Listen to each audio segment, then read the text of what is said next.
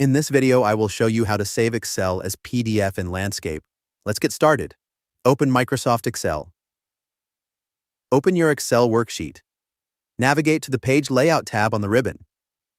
Click on Orientation and select Landscape. This changes the orientation of your document to landscape mode, which is ideal for wider spreadsheets. Now select your whole data. Click on the Print area under the Page Setup option. Select Set Print Area. Click on the File menu in the top left corner. Select Export. Click on the Create PDF Document option. Then click on Create PDF. You can rename your file if you want. Click on Publish. As you can see, the Excel file is converted and saved as a PDF in landscape orientation.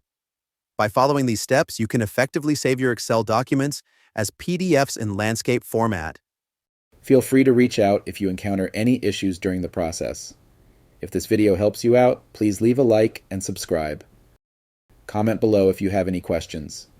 If you need further assistance, consider hiring a professional using the link in this video below.